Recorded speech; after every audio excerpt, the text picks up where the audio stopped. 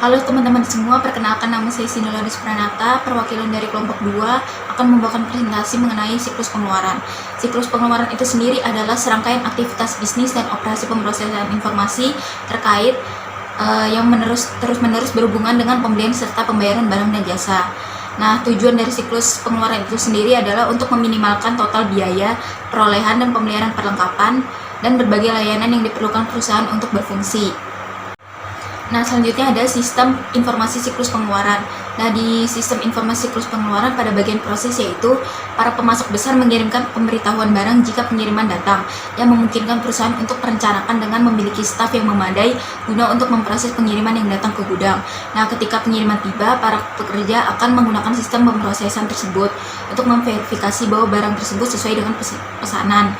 Nah, kemudian setelah barang tersebut sudah sampai, dicek dan kemudian para manajer biasanya ke bagian bendara untuk melakukan pembayaran ke pemasoknya. Kemudian ancaman dan pengendaliannya, yaitu saya sebutkan salah satu saja dalam masalah-masalah umum dalam siklus pengeluaran, yaitu biasanya ada data induk yang tidak akurat dan tidak valid. Nah, di sini pengendalian yang berupa pengendalian pemrosesan data secara keseluruhan, ada pembatasan akses terhadap data induk, dan tinjauan atas seluruh perubahan terhadap data induk. Nah, kemudian ada pengungkapan yang tidak diutamakan atas informasi sensitif. Nah, di situ pengendaliannya berupa pengendalian akses dan pengamanan data yang ada. Berikutnya ada memesan bahan, persediaan dan layanan. Nah, pada tahap proses yaitu biaya tercatat adalah biaya yang terkait dengan penyimpanan inventaris. Biaya kehabisan persediaan adalah biaya yang diakibatkan oleh persediaan yang berumur pendek. Nah, seperti kehilangan penjualan atau penundaan produksi. Titik pemesanan ulang untuk menentukan kapan harus memesan.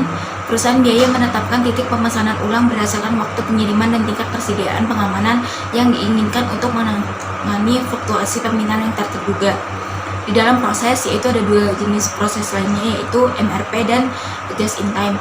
Yang pertama MRP, yaitu untuk mengurangi tingkat untuk menjadwalkan pembelian yang lebih baik untuk memenuhi kebutuhan produksi. Yang kedua ada adjust in time.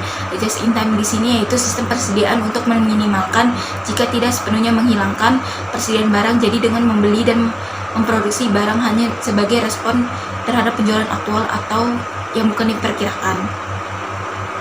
Nah, kemudian ada ancaman dan pengendaliannya, yaitu catatan inventaris yang tidak akurat dapat mengakibatkan kehabisan stok yang menyebabkan kehilangan penjualan atau membawa kelebihan persediaan yang meningkatkan biaya. Nah, untuk menguranginya yaitu metode inventaris abadi harus digunakan untuk memastikan bahwa informasi tentang stok inventaris selalu terkini. Oleh karena itu, menggunakan teknologi informasi untuk menghilangkan kebutuhan untuk entry data manual dapat meningkatkan akurasi catatan persediaan abadi. Barcode adalah salah satu opsi, tapi bukan merupakan obat yang manjur, yaitu kesalahan masih dapat terjadi jika karyawan mencoba untuk menghemat waktu dengan memindai satu item dan kemudian memasukkan jumlahnya secara manual. Kemudian yang keempat pada tahap memilih pemasok, yaitu prosesnya faktor yang dipertimbangkan ketika memilih pemasok yaitu harga, kualitas bahan, dan ketergantungan dalam melakukan pengiriman. Nah, di proses ini sendiri yaitu dalam melakukan evaluasi kepada pemasok dengan benar melibatkan lebih dari sekedar membandingkan harga. Perusahaan juga mengeluarkan biaya seperti pengerjaan ulang dan scrap terkait dengan kualitas produk yang dibeli. Ketergantungan pemasok sangat penting bagi perusahaan yang menggunakan just in time karena pengiriman yang terlambat dapat menghentikan seluruh sistem. Nah, pesanan pembelian di sini adalah dokumen atau formulir elektronik yang secara resmi meminta pemasok untuk menjual dan mengirimkan produknya dengan harga yang telah ditentukan. Ini merupakan janji untuk membayar dan menjadi kontrak setelah pemasok menerimanya. Kemudian ancaman dan kontrolnya, yaitu ancaman mengenai catatan persediaan yang tidak akurat dapat menyebabkan kehabisan stok yang mengakibatkan hilangnya penjualan atau penyimpanan persediaan yang berlebih yang dapat mengakibatkan biaya atau meningkatkan biaya. Ancaman ini juga berisi tentang pembelian barang dengan harga yang meningkat. Nah, dalam upaya mendapatkan harga serendah mungkin, ancaman lain adalah membeli produk dengan kualitas lebih rendah. Produk di bawah standar dapat menyebabkan keterlambatan produksi yang mahal. Melalui pengalaman, pembeli sering mengetahui pemasok mana yang menyebabkan atau menyediakan barang berkualitas terbaik dengan harga bersaing. Salah satunya yaitu membuat daftar pemasok yang disetujui yang dikenal dengan menyediakan barang dengan kualitas yang dapat diterima.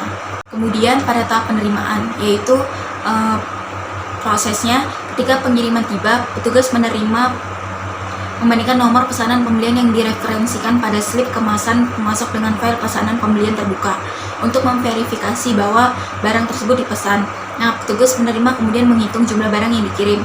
Sebelum mengalihkan inventarisnya ke gudang atau pabrik, petugas penerima juga harus memeriksa setiap pengiriman untuk memilah atau melihat tanda-tanda kerusakan yang nyata. Laporan yang diterima mendokumentasikan perincian tentang setiap pengiriman produk itu sendiri, tentang tanggal, pengirim, pemasok, dan nomor pesanan pembelian. Untuk setiap item yang diterima, ini menunjukkan nomor item, deskripsi, satuan ukuran, dan kuantitas. Laporan penerima juga berisi ruang untuk mengidentifikasikan orang-orang yang menerima dan memeriksa barang-barang serta komentar mengenai kualitas barang yang diterima. Ada 3 kemungkinan pengecualian dalam proses ini. Yang pertama, menerima barang rusak, menerima barang dengan kualitas yang rendah, menerima jumlah barang yang berbeda dari jumlah yang dipesan. Kemudian ancaman dan pengendaliannya, yaitu menerima pengiriman barang yang tidak dipesan menghasilkan biaya yang terkait dengan pembongkaran, penyimpanan, dan kemudian mengembalikan barang-barang tersebut.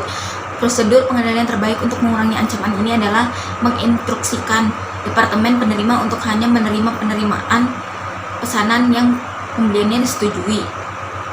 Kemudian pada tahap terakhir, yaitu pencairan uang tunai. Pada tahap proses, kasir yang melapor kepada bendahara bertanggung jawab untuk membayar pemasok.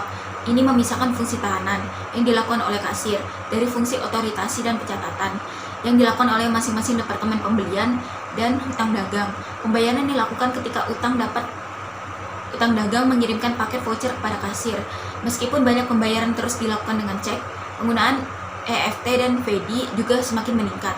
Ancaman dan pengendaliannya berupa ancaman yang paling serius dalam pencairan uang tunai di sini yaitu pencurian atau penyalahgunaan dana, karena uang tunai adalah aset termudah untuk dicuri. Akses ke uang tunai, cek kosong, dan mesin penanda tanganan cek harus dibatasi. Jadi cek harus diberi nomor urut dan dicatat secara berkala oleh kasir. Sekian presentasi dari saya, perwakilan dari kelompok 2 mengenai siklus pengeluaran. Untuk kekurangannya saya mohon maaf. Terima kasih.